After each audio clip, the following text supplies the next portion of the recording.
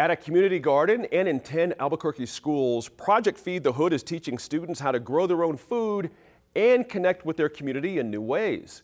The project grew out of an intergenerational conversation among organizers and members at the Southwest Organizing Project. That's a 38-year-old social justice organization here in our city. In this Our Land segment, correspondent Laura Paskus revisits some of the gardens and farms that are part of the project to hear how they are investing in the land and the health of the community. Project Feed the Hood isn't just about one garden, one school, or even one community. It connects farmers today to past generations. Lorenzo Candelaria is a farmer in the South Valley and a mentor for the project. I tell all of the people that come join me to do this labor that we plant many plants here on this farm, but we harvest only one thing. And that one thing is consciousness. The ability to understand our connection to this mother that we call Earth. I mean, I wouldn't be doing this if I didn't have kids working here. But farming doesn't just happen on a 300-year-old farm along an acequia. It can thrive in empty lots like at Van Buren Middle School off Louisiana Boulevard. Travis McKenzie is one of the co-founders of Feed the Hood and a teacher at Van Buren. Schools have the potential to grow so much food for our students and for our families and ultimately for our communities. We just have to start thinking about our landscapes like edible landscapes. How can we create a landscape into something edible? About 10 years ago, Mackenzie and Rodrigo Rodriguez started the program.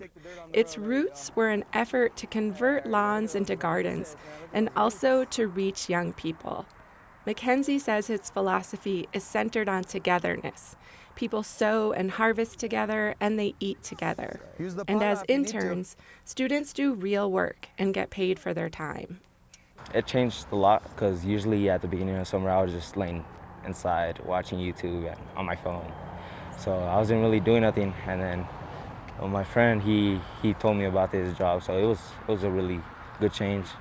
Cleaning up the aisles and like harvesting the stuff is not that hard, but like digging holes or like the compost is kind of hard. Teaching the kids about compost, and really it's carbon, nitrogen, oxygen, and water, and those four elements create earth. And we try to stack it like enchilada style. Last year we got 5 wheelbarrows full of compost to put back in our garden. Not far from the airport, Project Feed the Hood has created a garden from an empty lot. Stephanie Olivas is wrapping up her time as a Food Corps service member with SWAP. Pull that one right there. This is the Ilsa and Ray Garduno Community Garden. It's our 9th growing season. Previously, it was an emergency landing strip. All this land you see is City Aviation Department land. And so we worked with them and many of our local representatives to use this particular plot for growing food. When Project Feed the Hood first started working this land, they had to haul out trash, needles, concrete. It's not a neighborhood known over the decades for its gardens or public spaces, despite the city golf course across the street. It's dense with apartments, most of which are low-income housing. Food access is definitely an issue here. The technical term is a food desert. We don't like to use that term because deserts are thriving ecosystems and thriving communities. What has been created, this lack of food access, we see as an intentional, systematic problem that has been created. And so the need for fresh, nutritious foods is here, especially organic, affordable. You know, the community garden, it's free. With that lack of access to fresh foods, we see an increase in other dietary-related diseases.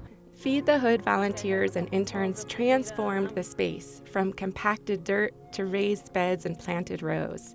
They added a shade structure, and they plan to eventually add an agroecology center, growing local leaders like Lucero Velasquez as they grow food. We came out here to Project Feed the Hood and we started weeding, and I really didn't know what gardening was about. I didn't know a lot of plants and how to distinguish the leaves from the weeds. But she's learned and now sees her work as part of a broader effort to improve her community. So you guys can see in here too, there's a bunch of ladybugs. I first have a connection with the plant and getting my fingers in the dirt. I feel connected and I say, plant, you are me, I am you. I'm just helping you grow taller, helping you be fruitful. And in turn, it's just a reflection for the way that I want to grow. And if my community is there picking out the weeds and clearing a path for me so that I can flourish, I'm gonna want to do that here in the garden too and help in the little ways that I can. She says gardening is also healing for people who are dealing with violence in their community. The Feed the Hood internship is now named after Donaldo Yanez Reyes. He was a Feed the Hood intern who was killed in Albuquerque in 2017. Just because you're a part of a farming internship doesn't mean it's going to remove the violence from your community, but we can start working together to do it. Yeah, we're planting seeds, yeah, we're planting the garden, but ultimately we're planting ourselves. We're planting and we're growing along with these crops. So every season we'll learn something. Every season, every year, you might want to do something, maybe you won't get to it, maybe you will, maybe it'll do good, but that's a part of it. It teaches you, man, you can put in a lot of hard work and sometimes bad stuff happens. Sometimes you get a hailstorm, sometimes somebody vandalizes you, but it's really like a teachable moment that we can just keep planting. You know, yeah, we roll with it, you know, okay, yeah, it's a bummer, it's sad, let's grieve, but then let's go. Let's keep planting, let's do the next thing, let's keep going.